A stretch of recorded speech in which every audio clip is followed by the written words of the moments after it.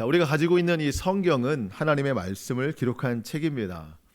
각 시대마다 하나님께서 직접 말씀을 주신 사람도 있고, 때로는 자기가 경험한 하나님 또 예수님을 이제 글로 쓰거나 입술로 전해서 성령의 감동으로 이렇게 기록된 책이 성경입니다. 여러분, 성경의 맨 처음은 창세기고 구약 성경의 맨 마지막은 말라기입니다. 말라기는 선지자 이름이에요.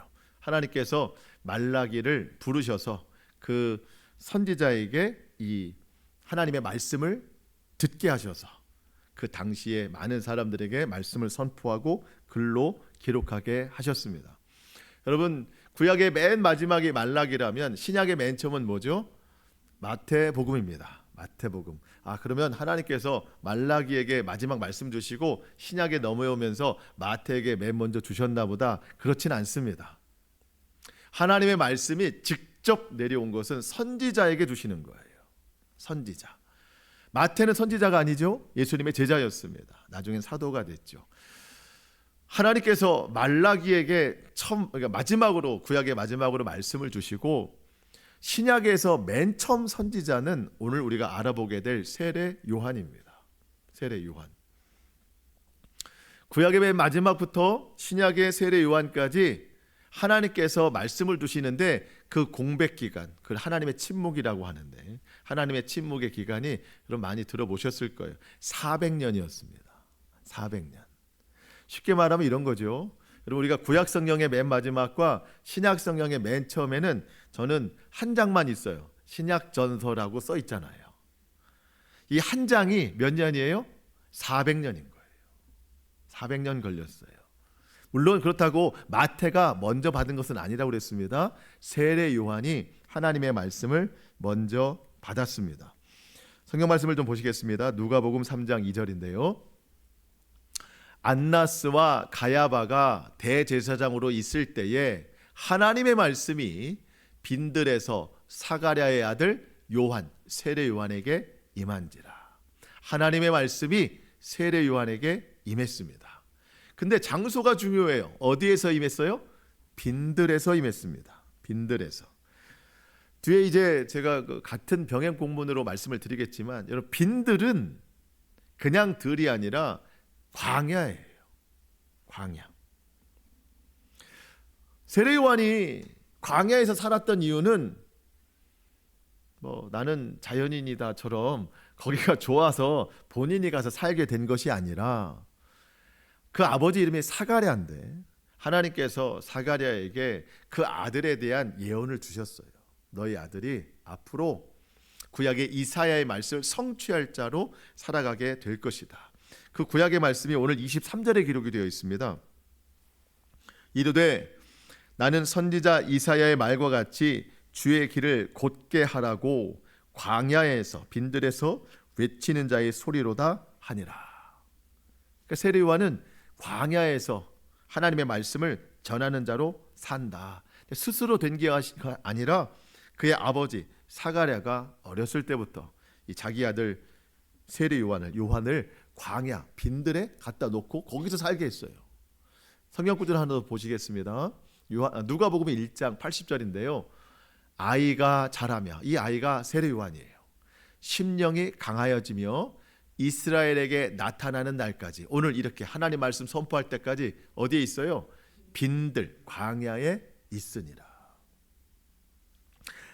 어렸을 때부터 아버지가 아들을 광야에 데려다 놓고 살았어요.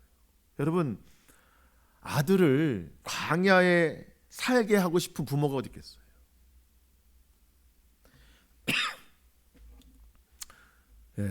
저희 아들이 이제 군대를 가거든요. 머리를 깎고 왔더라고요, 이게. 그래서 좀 저도 당황스럽고, 참 이게 요즘 군대가 그래도 편해지긴 했다고 하지만, 아무래도 군대니까 제 마음이 좀 짠하긴 합니다. 군대 보내는 것도 아버지 마음이 짠한데, 여러분, 아들을 빈들에서 살게 할 아버지가 어디 있겠어요?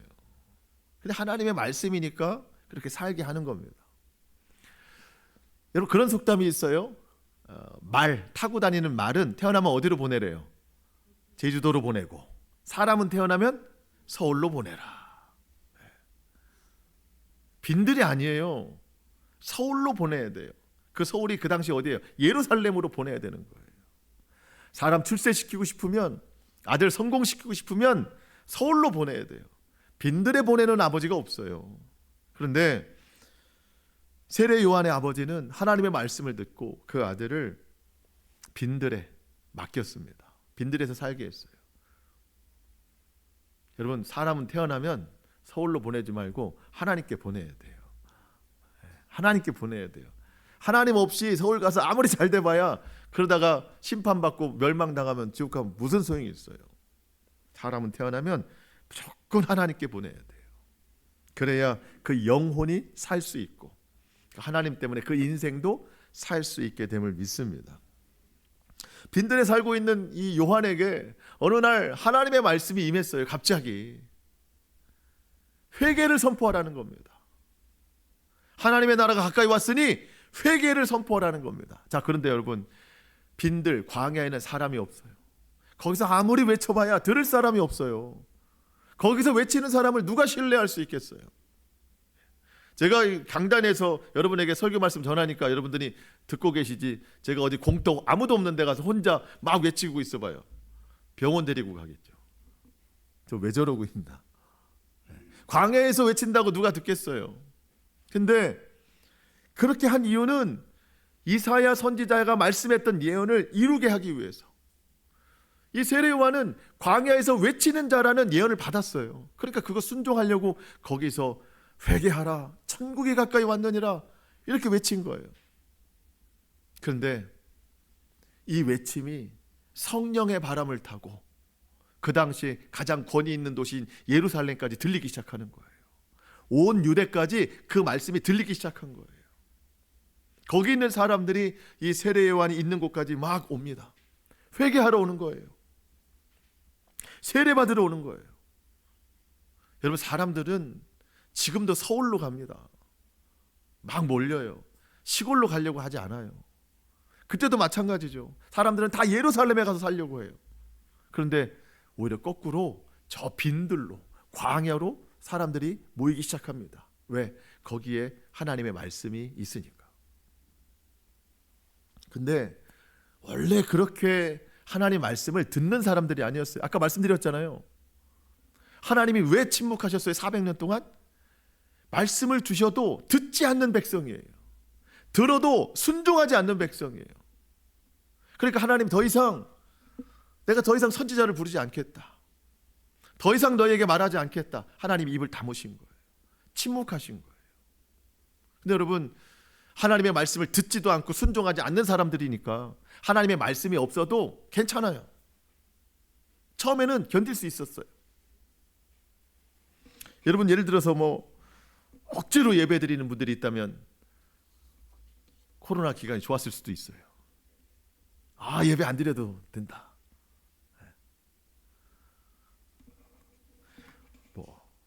오늘부터 우리가 한 1년 동안 예배 드리지 않겠습니다 하면 그분들 얼마나 좋아하겠어요. 이런저런 이유가 있어서. 여러분, 하나님의 말씀 듣기 싫어하는 백성들이었는데 하나님 말씀을 안 주시니까 얼마나 좋았겠어요. 그런데 가끔 그런 얘기 들어요. 아버지와 아들 사이가 안 좋았는데, 어머니와 딸 사이가 안 좋았는데 그렇게 아버지를 보내드리고 어머니를 보내드렸어요.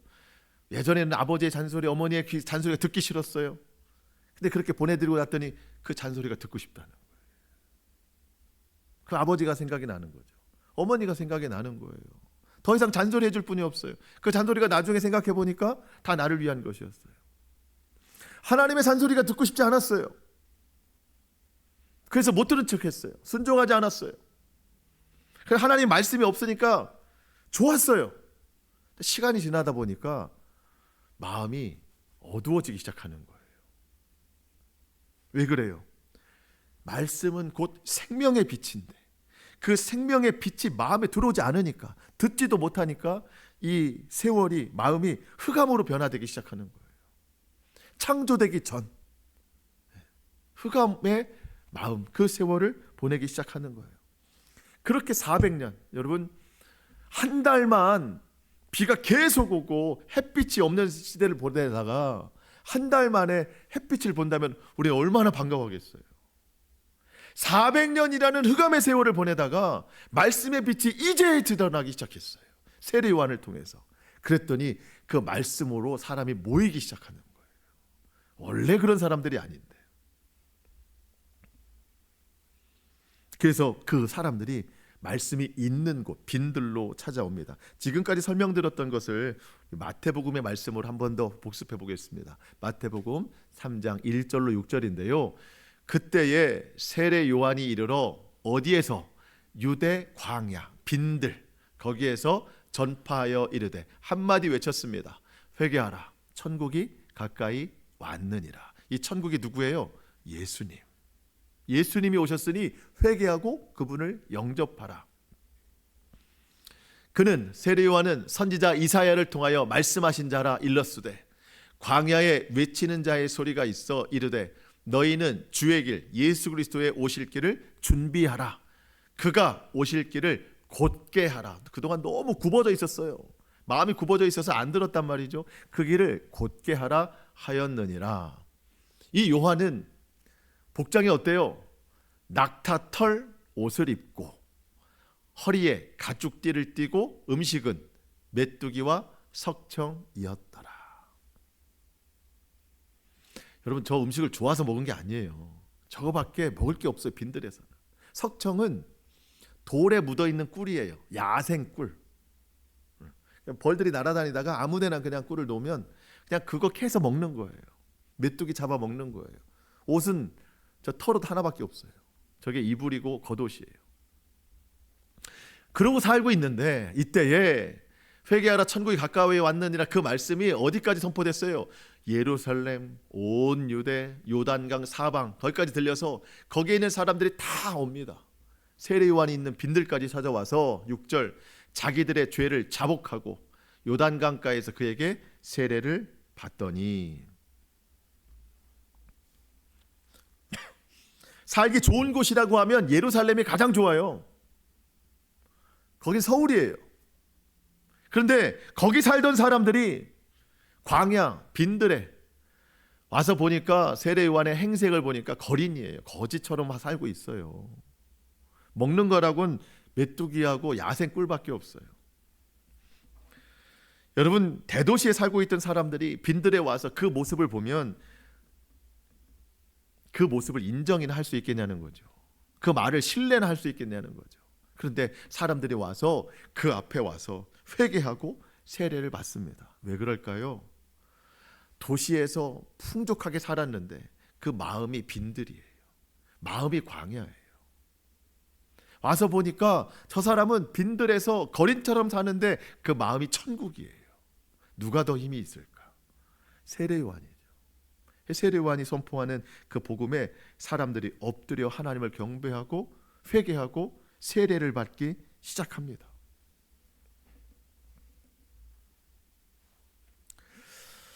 여러분, 우리는 환경이나 상황으로 천국을 만들려고 하면 안 됩니다. 우리도 우리의 심령이 하나님 나라 천국으로 부요해져야 됩니다. 그래서 결국은 저는 소망이 그거예요. 사람들이, 믿지 않는 영혼들이 저에게 와서 그 천국이 뭐냐고 물어보는, 질문을 받는 그런 삶을 우리가 꿈꿔야 된다는 거죠. 나에게 찾아온 사람을 보니까 굉장히 부자예요. 좋은 차를 타고 넓은 아파트, 높은 아파트에 살고 돈이 굉장히 많은 사람이에요. 근데 제 앞에 와서 도대체 천국은 뭐냐고 물어볼 수 있는 그런 우리 믿음의 관계가 돼야 된다는 거죠. 사람들이 몰려오는 그런 인생. 근데 여러분, 지금 여러분 사람들이 어디로 몰려가요? 뭐 하나 신상품이 개발이 되고 출시가 됐다면 거기 막 며칠 동안 줄 서 있어서 그거 사려고 하잖아요. 아파트 좋은 게 뭐 나왔으면은 거기에 다 줄 서 있어요. 왜 그래요? 그것의 행복을 빼앗겼기 때문입니다. 다. 저와 여러분이 거기 줄 서서 만나면 안 돼요. 우리는 마음이 풍요로운 사람이 돼야 됩니다. 뭐 세상 뭐 좋은 조건이야 잠깐 좋을 수는 있지만 그게 영원한 행복은 될 수 없습니다. 우리가 마음의 부요를 이루어서 그것을 궁금해하는 사람들, 그들에게 하나님 나라 천국을 전파할 수 있어야 된다는 겁니다. 자, 오늘 본문은 그렇게 많은 사람들이 세례 요한 앞에 나와서 회개하고 세례 받는데, 도대체 저 세례 요한이 누구길래 이 많은 사람들이 몰려가느냐, 그것을 시기하는 사람들이 세례 요한과 대화를 하고 대답하는 내용입니다. 그들의 마음은 진실하지 못해요. 세례 요한에게 아주 시기와 질투가 가득한 마음뿐입니다. 누구들인가? 여러분 19절 말씀 보겠습니다. 19절. 유대인들이 예루살렘에서 제사장들과 레위인들을 요한에게 보내어 내가 누구냐 물을 때에 요한의 증언이 이러하니라. 많이 몰려있는 상황 속에서 저쪽에 어떤 사람들이 오는데 보니까 제사장들이에요. 레위인들입니다. 이 사람들은 아주 직책이 높은 사람들이에요. 왜 왔나 봤더니 세례 요한에게 너 당신 도대체 뭐냐? 당신은 뭐하는 사람이냐? 이렇게 물으러 왔다는 거예요. 이 사람들을 보낸 사람이 누군가 봤더니 유대인들인데, 이 유대인이 누군가? 24절에 보니까 그들은 바리새인들이라. 바리새인들. 이 바리새인들은 높은 공위의 사람들인데요. 우리나라로 말하면 뭐 국회의원쯤 되는 사람들입니다. 높은 직책에 있는 사람들인데, 왜 사람들이, 백성들이 다 세례 요한에게 저 앞에 가서 무릎 꿇고 회개하고 세례를 받느냐? 저 사람들 가만히 보니까 다 이 공의의 사람들 앞에서 우리를 칭찬하고 우리를 높여주던 사람들인데, 한마디로 우리의 팬들을 뺏겼다는 거예요. 우리를 높여줘야 될 사람들이 저희 가서 다 세례 요한을 높여주고 있다는 거예요. 그런데 세례 요한은 아주 겸손한 사람이었습니다. 조금도 자신을 높이지 않았어요. 여러분 20절로 23절에 보니까 사람들이 당신은 그리스도이십니까? 라고 물어봐요. 그랬더니 나는 아니라. 당신은 엘리야입니까? 나는 아니라. 당신은 그 선지자입니까? 여기서 말하는 그 선지자는 모세를 뜻하는 거예요. 출애굽기에 보면 모세를 선지자로 표현하거든요. 당신은 그 모세, 살아나온 모세입니까? 아니다. 그럼 누굽니까? 23절 보니까 나는 선지자 이사야의 말과 같이 주의 길을 곧게 하라고 광야에서 외치는 자의 소리로다 하니라. 광야에서 외치는 자도 아니에요. 외치는 자는 선지자예요. 선지자. 그 선지자가 내뱉는 목소리 정도밖에 안 된다. 아주 겸손한 사람이에요. 나는 말씀이 아니다. 그 말씀을 전하는 소리에 불과하다. 쉽게 말하면 뭐예요? 마이크다. 마이크. 나는 선지자도 아니고 그 하나님의 말씀도 아니고 나는 그냥 도구로 쓰임받는 마이크일 뿐이다. 아주 겸손한 사람이에요. 여러분, 우리가 이 겸손함을 배워야 된다는 겁니다. 여러분, 그런데 오늘날 많은 그리스도인들이요, 뭐가 되어서 살아가느냐? 자신이 말씀이 되어서 살아가는데, 여러분, 말씀에 순종하는 삶과 내가 말씀인 것과는 완전히 달라요. 우리는 말씀을 듣고 그 말씀에 순종하는 삶을 살아야지, 내가 마치 하나님인 것처럼, 내가 마치 예수님인 것처럼 내가 말씀이 되어버렸어요. 그러니까 내 말을 주장하고 내가 말을 고집 피우고 이것을 의로 여겨서 오히려 사람들을 고통에 빠뜨리게 하는, 내 말에 복종해, 이런 식으로 많은 그리스도인들이 살아가고 있다는 거예요. 우리는 말씀이 아닙니다. 우리는 말씀의 통로일 뿐이에요. 통로. 또한 우리는 그리스도의 향기예요. 향기. 향기도 살리는 향기가 있고 죽이는 향기가 있다고 그랬어요. 네. 여러분, 은은한 향기가 좋으세요? 아주 그냥 지독한 향기가 좋으세요? 답을 제가 말씀드렸잖아요. 은은한 향기. 네. 그리스도인들도요, 은은한 그리스도의 향기를 나타내야 되는데, 나는 아주 그냥 고집센 향기가 좋아 해가지고 고집 피우는 향기가 있어요. 너무나도 그냥 악취 같은 향기를 내뱉는 사람들이 있어요. 그건 향기가 아니에요. 우리 세례요한과 같이 나는 말씀도 아니고 나는 그리스도도 아니다. 나는 그저 말씀을 전하는 도구일 뿐이다. 나는 그리스도가 아니고 나는 그리스도의 그냥 향기일 뿐이다. 겸손한 사람입니다. 우리 세례요한과 같이 살아가야 됩니다. 그것이 진정한 믿음이요 하나님이 기뻐하실 일이라는 거예요. 자, 물으러 온 사람들의 질문이 계속됩니다. 여러분 25절로 28절을 보시면 또 물어 이르되 내가 그리스도도 아니고 엘리야도 아니고 그 선지자도 아닐진데 어찌하여 세례를 베푸느냐. 요한이 대답하여 이르되 나는 물로 세례를 베풀거니와 너희 가운데 너희가 알지 못하는 한 사람이 섰으니 그분이 예수님이시죠. 27절 곧 내 뒤에 오시는 그이라. 나는 그의 신발끈을 풀기도 감당하지 못하겠노라 하더라. 이 일은 요한이 세례를 베푸던 곳 요단강 건너편 베다니에서 일어난 일이니라. 이 베다니는 그 죽은 나사로가 살아난 그 고향 베다니가 아니라 다른 지역이에요. 다른 지역입니다.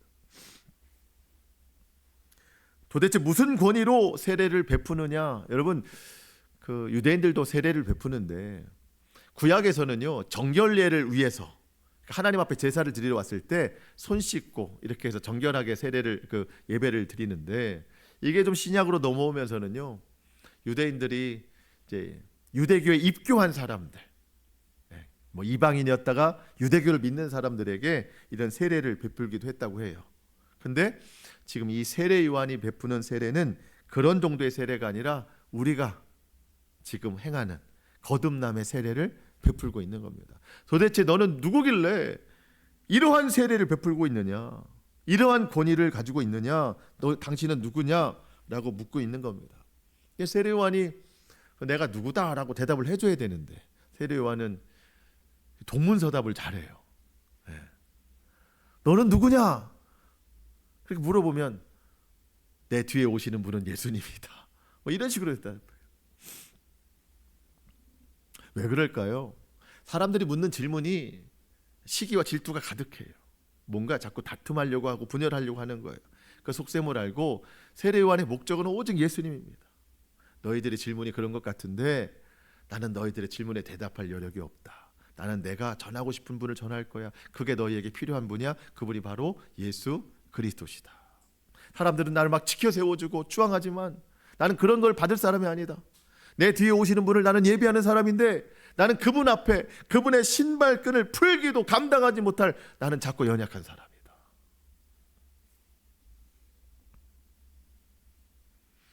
세례 요한은 자신이 낮아지면서 예수님을 더 높여드리고 있는 겁니다. 예수님의 권세, 예수님의 권위가 얼마나 높으신가를 스스로 말씀하고 있는 거예요. 그런데 지금 세례 요한의 이야기를 듣고 있는 그 사람들은 스스로는 권위 있다고 말하지만 권위가 아니라 권위주의를 갖고 있는 사람들입니다. 여러분 권위는 남이 높여주는 거예요. 권위주의는 자신이 높아가는 거예요.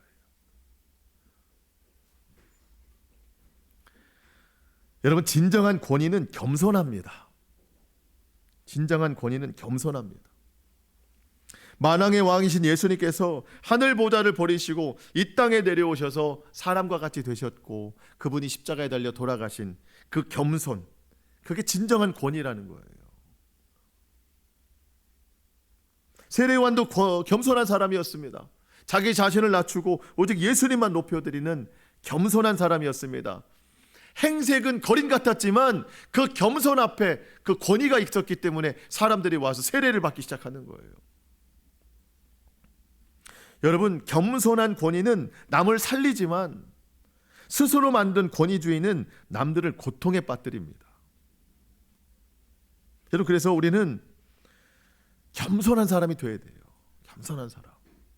여러분 정치인들도요 겸손한 사람이 있고 교만한 사람들이 있어요. 겸손한 사람은 남들이 그 권위를 높여줍니다.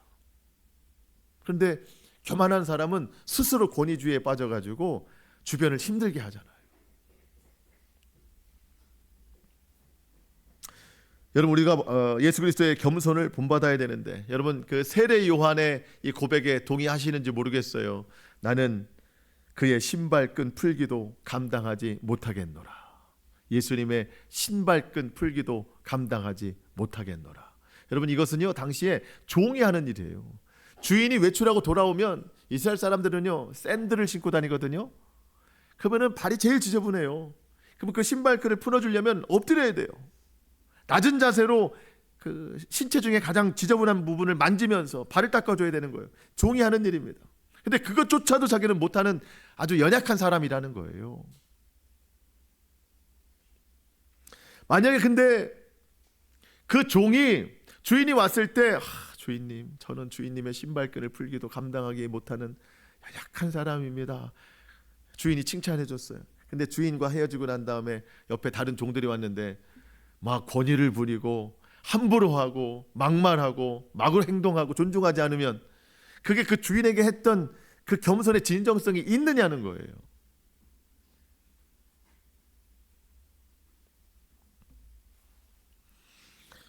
그 요즘에 뭐 참 뉴스를 보면 참 씁쓸합니다. 정치인들, 국민들 앞에서는 막 겸손한 척, 섬기는 척 하는데 그 주변에 있는 보좌관들에게 막 함부로 한 사람들이 있잖아요. 그게 왜 다 드러나겠어요? 그 이중성. 뭐가 진실하냐는 거죠. 종이 주인한테는 진실한데 옆에 있는 사람들한테 함부로 한다. 그 주인이 모를까요? 다 압니다. 여러분, 우리가 주님 앞에 겸손하다면, 우리가 주님 앞에 진실하다면 주님 앞에 하는 행동보다도 그 진실함으로 우리 형제자매들, 가족들, 우리 성도들에게 하는 그 행동을 보면 내 진실함을 알 수 있다는 거예요. 하나님을 사랑한다고 하면서 눈에 보이는 형제자매를 미워하면 그 진짜 사랑이냐는 거죠. 요한일서 4장 20절입니다. 시작. 누구든지 하나님을 사랑하노라 하고 그 형제를 미워하면 이는 거짓말하는 자니 보는 바 그 형제를 사랑하지 아니하는 자는 보지 못하는 바 하나님을 사랑할 수 없느니라. 우리 형제자매들 성도들을 사랑하지 않는데 보이지도 않는 하나님을 어떻게 사랑한다고 말할 수 있겠냐는 거예요. 주님 앞에 겸손한 자는 우리 성도들 또 가족 안에서도 겸손한 자예요. 우리는 예수님의 그 겸손을 배워야 됩니다. 우리 주님 말씀하셨어요. 나는 마음이 온유하고 겸손하니 내게 배우라. 어떻게 배울까요? 학교 가서 배울 수 있는 것도 아니고 어떻게 배워요? 주님의 겸손을. 여러분 이렇게 하시면 됩니다. 내 마음이 요동치는 상황이 있어요. 내 마음이 불편해지는 상황이 있어요. 내 마음에 막 감정이 올라오는 상황이 있어요. 그때 예수님께 배워야 됩니다. 뭘 배울까요? 이 순간 예수님이라면 어떻게 하셨을까? 그게 배우는 거예요. 누군가 지금 대화 중에 나에게 상처 오는 말이 됐어요. 누군가 나와 행동하는 중에 나에게 나쁜 행동을 했어요. 내 본심이라면 더한 말을 해주고 싶고 더한 행동을 하고 싶고 복수하고 싶고 그런 행동인데 주님은 겸손하라고 말씀하십니다. 그러면 이때 어떻게 해야 될까요? 주님이라면 이 순간 어떻게 하셨을까를 잠깐이라도 생각해 보는 거예요. 여러분 우리의 인생이 왜 자꾸 감정이 무너지고 삶이 무너지고 행동이 무너지고 관계가 깨질까요? 그 잠깐의 생각이 없어서 그래요. 생각이 없이 그냥 행동하고 그냥 말해서 그래요. 예수님을 닮아보려고 하질 않아서 그래요. 그 잠시의 생각. 여러분 그 간음하다가 붙잡혀온 여인, 그 여인이 있을 때 우리 주님이 맨 먼저 하신 행동은 뭐였어요? 아무 말도 안 하고 땅에다 글을 쓰셨잖아요. 그 시간 동안 돌을 들고 온 사람들의 마음이 수그러지는 시간, 생각해 볼 수 있는 시간이에요. 우리도 그대로 반응하지 말고 주님이라면 어떻게 하실까? 그 생각을 해보면 내 마음도 여유를 갖게 되고 주님의 지혜가 우리 가운데 들어오게 될 줄로 믿습니다. 그렇게 한 번 한 번 신앙의 성숙을 이루어 가야 된다는 겁니다. 그게 겸손한 삶이에요. 그들과의 대화가 끝나고 여러분 29절에 보니까 이튿날 다음 날이 됐습니다. 놀라운 일이 벌어졌어요. 누가 오시죠? 예수님이 오십니다. 여러분 29절 말씀 같이 한번 선포하겠습니다. 29절 시작. 이튿날 요한이 예수께서 자기에게 나오심을 보고 이르되 보라 세상 죄를 지고 가는 하나님의 어린 양이로다. 보라 세상 죄를 지고 가는 하나님의 어린 양이로다. 여러분 이게 아주 놀라운 선포입니다. 세상 죄를 지고 가는 하나님의 어린 양이로다. 요한은 감격했어요. 예수님을 보고 저분이다. 저분을 봐라. 저분이 누군가? 우리의 모든 죄를 대신 짊어지고 갈 하나님의 어린 양이시로다. 여러분 이 선포가 왜 감격스럽냐면요, 구약에서는 하나님 앞에 해마다 매주마다 제사와 제물을 드렸어요. 소를 붙잡아 드리고 양을 붙잡아 드리고 염소의 피를 뽑아서 하나님 앞에 올려드렸습니다. 근데 그게 다 죄사함인 줄 알았어요. 근데 나중 돼서 보니 그거는 한 번도 죄를 용서받는 일이 없었어요. 그렇게 하는 이유는 내 죄가 무엇인지를 깨닫게 하고 기억하게 하는 것이대요. 여러분 히브리서의 말씀인데요, 히브리서 10장 3절 4절 그러나 이 제사들에는 해마다 죄를 기억하게 하는 것이 있나니 이는 황소와 염소의 피가 능히 죄를 없이 하지 못함이니라. 유월절, 수장절, 여러 가지 절기, 초막절, 맥추절, 절기 때마다 하나님 찾아가서 황소를 드리고 어린 양을 드리고 염소를 드렸어요. 피를 뽑아 드렸어요. 살을 드렸어요. 그때마다 하나님께서 말씀하시는 건 이게 다 네가 죄 지어온 죄, 그걸 기억나게 하신다는 거예요. 아무것도 없이 하지는 못한다는 겁니다. 이거를 매해마다 하는 거예요. 작년에도 했고 올해도 했고, 작년에 했던 죄가 아직도 해결되지 않았어요. 아직도 기억이 나요. 그 죄에다가 올해 내가 지은 죄를 또 가지고 갔어요. 또 기억이 나는 거예요. 죄만 쌓여가지 한 번도 해결이 안 되는 거예요. 이 죄를 해결하신 분이 누구라고요? 예수님. 보라, 너의 이 쌓여있는 죄를 한 번의 십자가로 다 용서해 주실 분이 이분이시다. 어린 양이로다. 그래서 요한이 감격하는 거예요. 보라는 거예요, 저분을.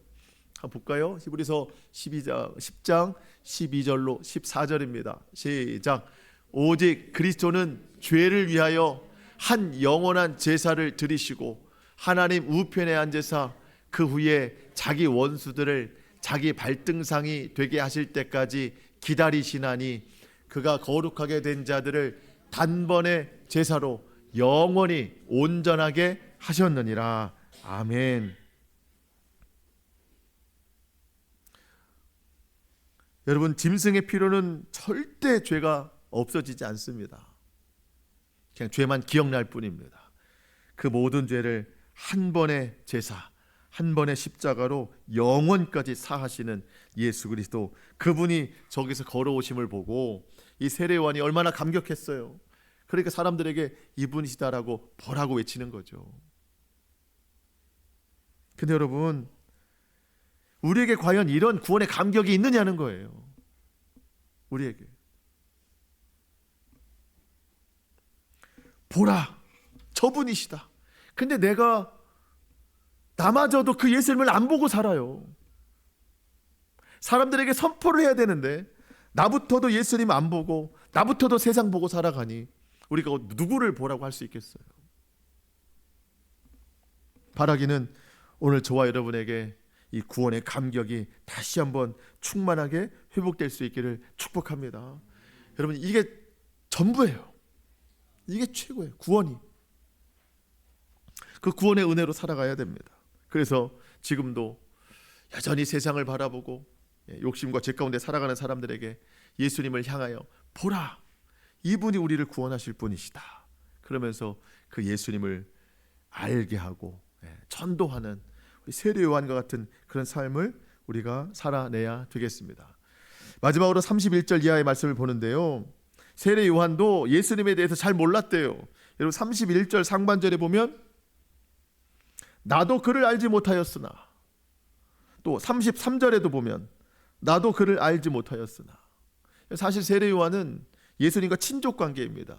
예수님보다 6개월 먼저 태어난 사람이에요. 세례 요한도 노령의 아버지 어머니에서 태어난 참 그 기적과 같은 사람인데, 예수님은 성령으로 잉태된 그분이신 것을 세례 요한은 이미 알고 있습니다. 알고 있는데 왜 그분을 알지 못하였다고 말씀하실까? 지식으로 아는 거는 알고 있었어요. 근데 경험으로는 나중에 알았다는 겁니다. 언제 알았는가? 세례 요한 앞에 예수님이 오셔서 예수님이 7일 세례를 받으시는데, 그 받고 물 위로 올라오시는 순간 하늘이 열리면서 하늘에서 큰 음성이 들렸어요. 이는 내 사랑하는 아들이라.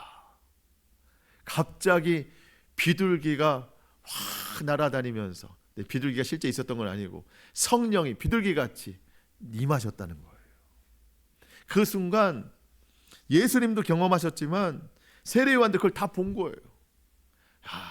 이분이 진짜 하나님의 아들이시구나. 그때 알았다는 겁니다.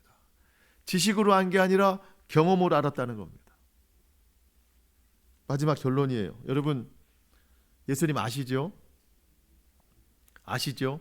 예. 지식으로만 알면 안 되고 경험으로 알아야 된다는 거예요. 경험으로 알아야 된다. 예수님을 경험하려면 어떻게 됩니까? 그럼 예수님이 뭘 나에게 해주셔야 내가 경험하는 건가? 물론 그럴 수 있습니다. 그렇지만 내가 경험을 내어드려야 됩니다.